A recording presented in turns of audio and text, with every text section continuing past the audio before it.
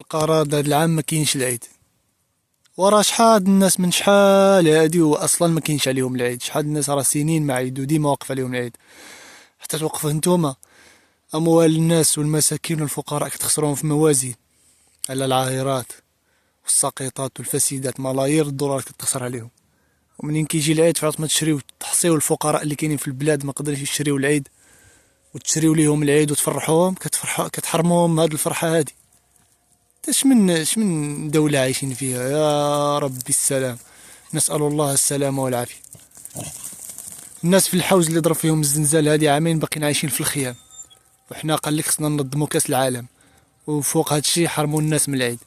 حفاليكم في الحاولي تشوفوا الاسر الفقيره تعطيهم حاولي حاولي تفرحوهم، وانتم باغيين تنظموا كاس العالم بملايير الدولارات وحاولي تفرحوا به اسره فقيره ما قدرتوش.